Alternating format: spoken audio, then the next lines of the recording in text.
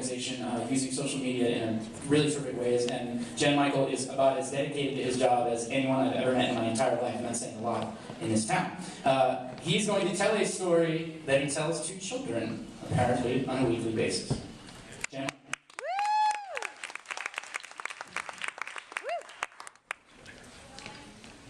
Real quick, how many of you have ever heard the story of the Three Little Pigs?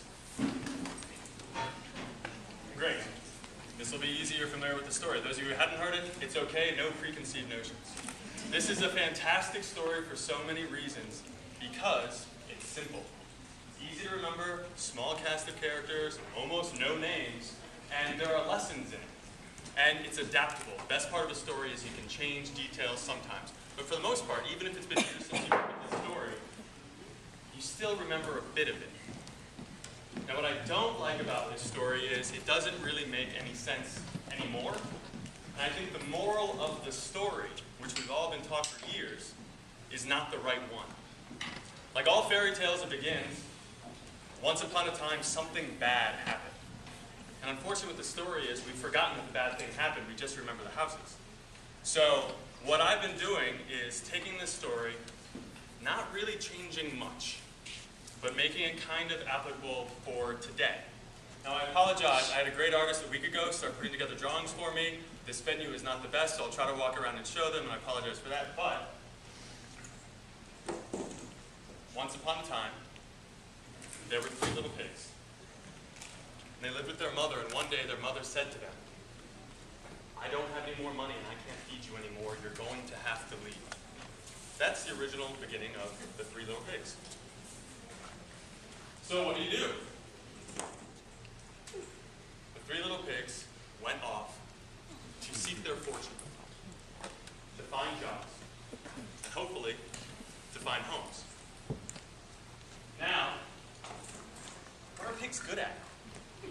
Being delicious. It's not very marketable. So the first little pig tried to find a job, and he couldn't find a job, and he tried really, really hard. But he couldn't get a job, so he didn't have a home. So when in the city, he picked up whatever he could find, and he tried to make a home for himself, to protect himself from bad weather and from bad people. I don't know how well you can see that, I'm sorry. They're really great people. Now there aren't that many big bad wolves in here in DC, and I won't make any political statements. But DC weather is actually the most threatening element to people on the streets. And so I actually know that big bad Hurricane Irene came through and huffed and puffed and blew a lot of people's homes away. And so the first little pig was homeless again. The second little pig got a job selling newspapers on the street, and he had some money. And so he was able to get a few things. But like so many people in this area, there are temporary shelters, encampments under bridges, different places. He picked up what he could, and using what money he had, he built a little place for himself. Now Adam Z isn't here, but we all know that not too long before, after I lost track of Hurricane Irene, there was a big bad DC earthquake. And I know of people who had, it wasn't that bad, good excuse to party, shook their temporary shelters to pieces. So the second little pig was homeless again. And the third little pig was very, very lucky. And he found a job. And maybe he rented an apartment, an efficiency perhaps, in a nice brick apartment building. So there he is, living inside. And so one day the first little pig and the second little pig reunited with the third pig and said, "Can you help us?" And the third little pig of course said yes. And so, throughout the snowpocalypse and snowmageddon and heat wave and everything else that can affect people, they all lived inside in that apartment together until the other two found jobs and they were able to move out on their own.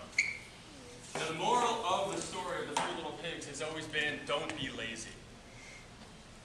The first little pig was lazy. He built it out of straw. Hard work always gets you through everything. So don't be lazy. And so what that means is we're saying to kids over and over and over again that homeless people are lazy.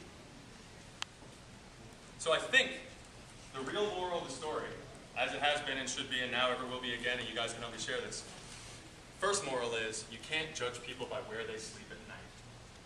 You don't know what they're going through, you don't know what they've been through. And the second moral is, if someone comes to you and asks for help, you have an amazing opportunity to say yes. And so I hope you say yes.